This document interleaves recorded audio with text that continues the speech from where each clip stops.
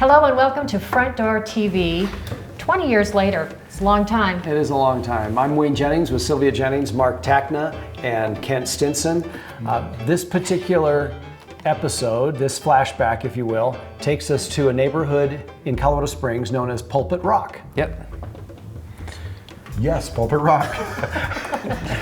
Well, remember it. It's 20 years. I know it's been 20 years. I remember it because there was a lot of orange, there's a lot of things floating around Fish. inside and We call those outside. fish. Yes. Yep. Fish.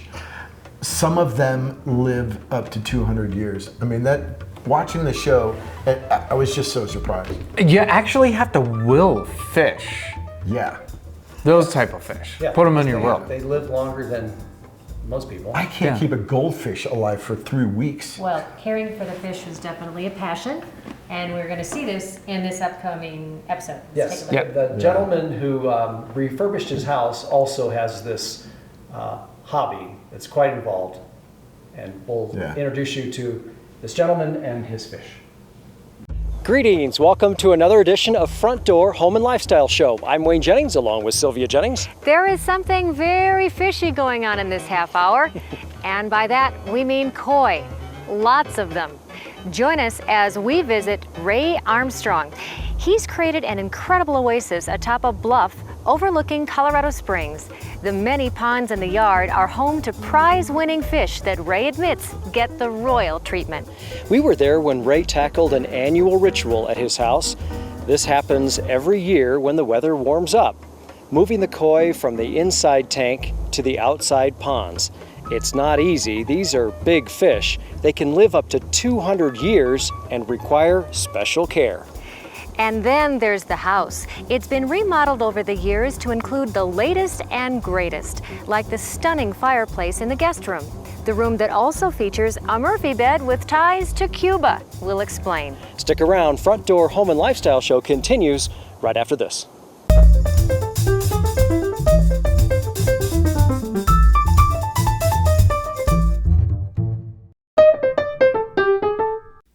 Visiting this home in the Pulpit Rock neighborhood of Colorado Springs feels like a tropical resort vacation.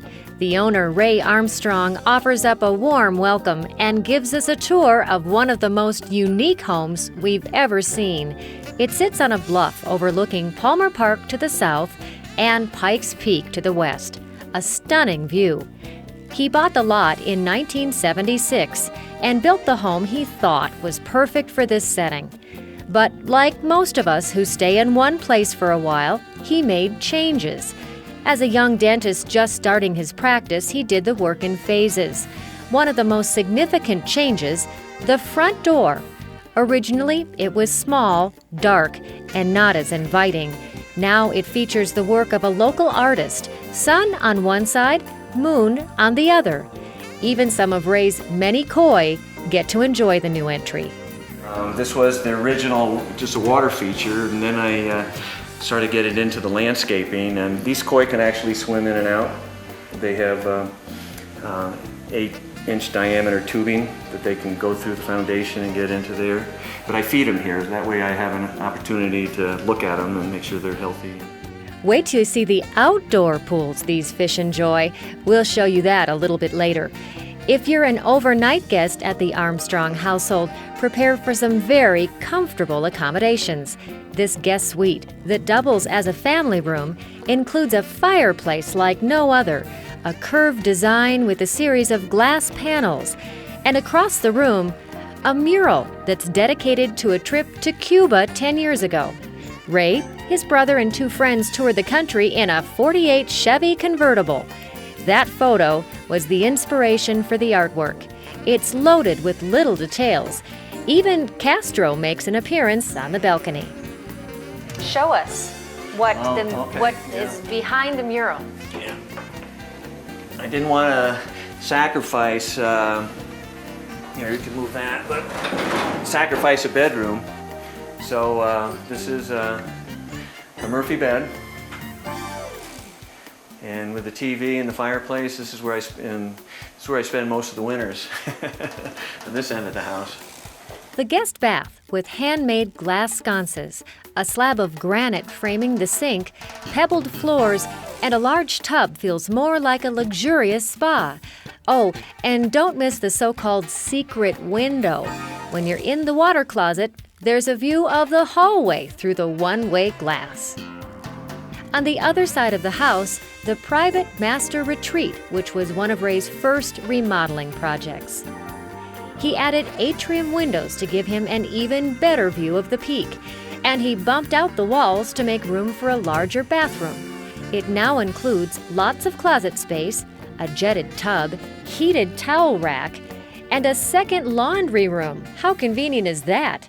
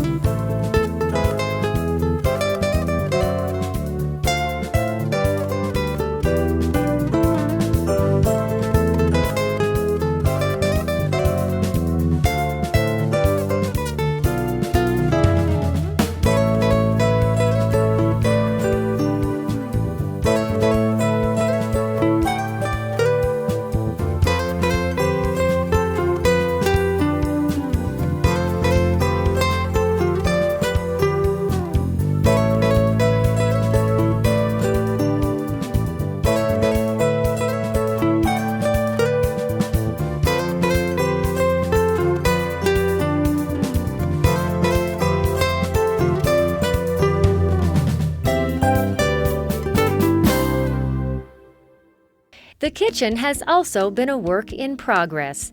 It used to be small and not all that functional.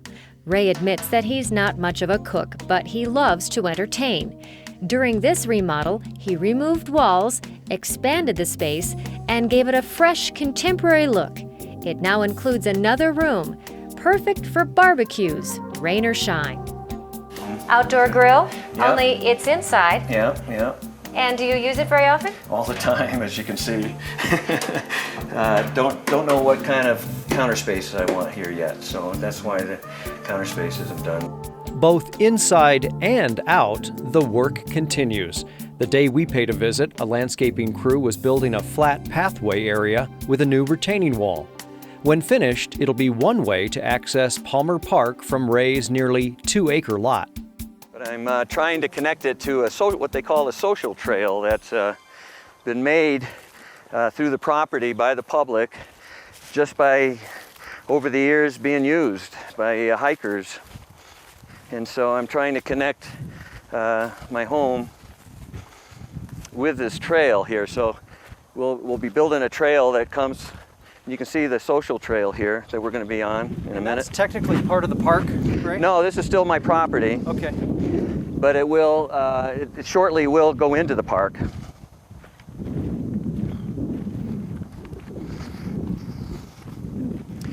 So now we're on the trail here. When they say social trail, what does that mean to you? That terminology I just found out about a couple of days ago when I talked to the Park and Rec department about this project, and it's a trail made by the public, not made by the city. And so there's no record of the trail, it's just Right, something that develops right, over time? Right, yeah. It's just it's just like a deer trail, except it's a human trail. Ray says each time he takes a walk into his extended backyard, there's something new to see. He's encountered bears and coyotes meandering through this area. He also checks on these dramatic rock formations known as hoodoos. They date back millions of years. The name a reference to African folk magic. The columns are mostly a softer stone, the top a harder rock that acts like a cap to protect the column. The elements slowly chip away at the hoodoo, in some cases 2 to 4 feet every 100 years. Eventually, the tops break off. But this is what I call the cap cemetery, where they've had sandstone formations like that in the background there, and they've had the caps, and when the rain erodes them, they fall over, and then the sandstone just kind of melts away into the land. And have you heard those caps fall? No. Well, I've heard noises, but I couldn't identify that with caps. And I've seen, like, that used to have a cap, and now it doesn't. So, you know. But there's a place we're going to head towards that have spectacular view of Pulpit Rock Park. Yeah, this is my special spot. Wow. Look at this. Incredible. It is. Up one more. Yep, don't fall. Yeah, this is pretty dramatic. I guess I'm a lightning rod, aren't I, right now? Could be. But you can see that's really pretty there, the rock formations those still have their caps on them. Back to the time when you found this lot, way back when. Yeah. Did you know how the house would go on that lot immediately, or did it take some time? No, it took some time. I mean, I had to get an idea with the original foundation and the orientation of the house, and I had a restricted area to build on, and that little knoll that I had on part of the property. That's about it at that time. You know, I wanted to be focused on Pikes Peak, and I wanted to have cross ventilation and the ability to see all around, you know, the home and the property. So. Turned out nice, you know, and I surprise myself every day. Well, it's no surprise that the koi hobby and the love of the great outdoors really is part of who you are. You're really a conservationist, aren't you? Well, I love nature. That's why I'm here in Colorado, actually. I just love nature and love animals, and so, you know, I like to preserve it and contribute to it as best I can that way.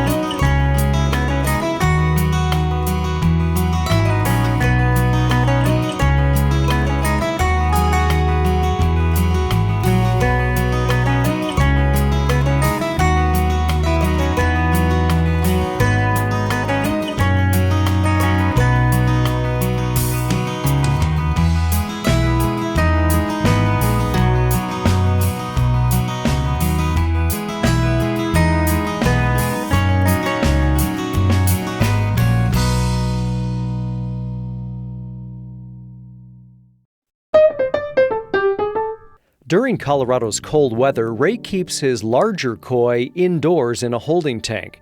From mid-October to mid-May, they're in tight quarters, but they don't need much room.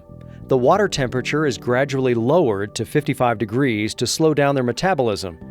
They go without food for about 3 months to prevent egg production, the lack of food acting as natural birth control. Now, do you have favorites here? Do they come to you if you put your hand out? Yeah, you can pet them. You can? Sure. Well, you can. Yeah. I probably shouldn't, huh? Oh, you can. Really? Feel it, yeah. You're kidding. Yeah. Will they think I have here. some food? Yeah. Oh my gosh. Oh, Feel the that's skin beautiful. on it, yeah. Beautiful. But they know they're about ready to be put into the big pond, so they're getting a little anxious. So I slowly warm up the water, and then when the main pond is going, I'm doing some maintenance on it right now, but then I start circulating the water with this in the main pond, so it becomes the same water here. It's obvious Ray has the knowledge and the passion to be a successful koi caretaker, and he better love it. Since some of these fish can live up to 300 years, he's in it for a lifetime. In fact, some people put the fish in their will to make sure they go to the right person after the owner is gone. And some of the more mature fish are quite valuable, selling for up to $30,000 each. Ray hasn't spent that much on a fish, but he knows people who do. Their worth can be determined at fish shows, judged by local koi experts like Bob Winkler. We judge by the shape, we judge by the size, bigger is always better, and by the colors and how sharp the colors are. So those three things are the main criteria, and when the colors and the shape and the size are all very similar, then it comes down to the small points. In about a week, it's that annual ritual. Yep. You will take each of these koi one by one, Right. by hand. Right. Or you'll Well, net them.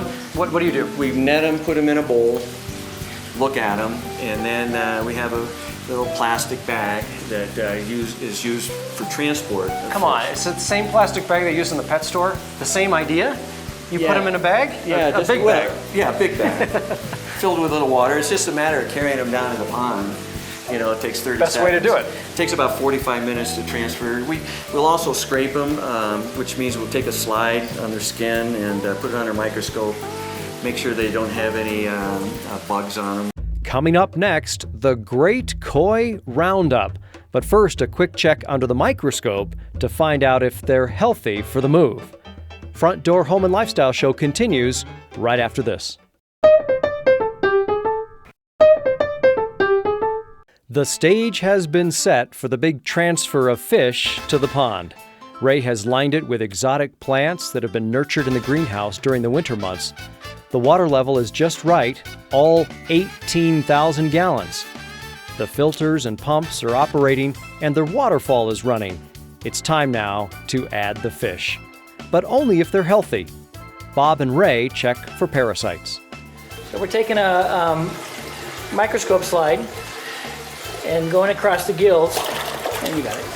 And we've got, we'll put a drop of water on there, and we'll set that right on that, and we'll take it. And then we're going to take it into the microscope in my lab here.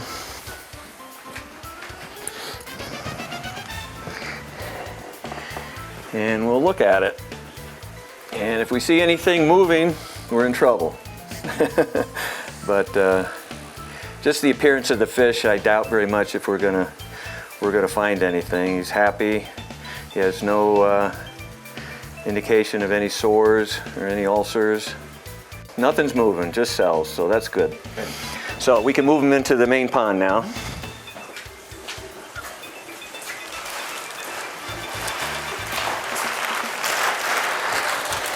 So just bag him.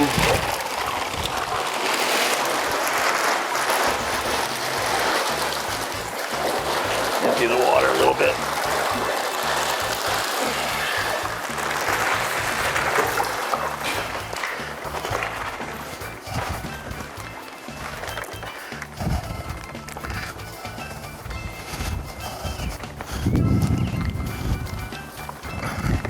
And his buddies are usually waiting for him. And so off he goes, and he's greeted by his buddies.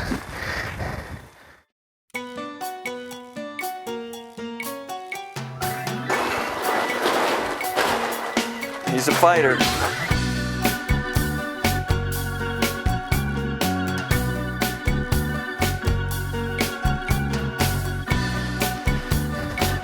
Save the smallest for last.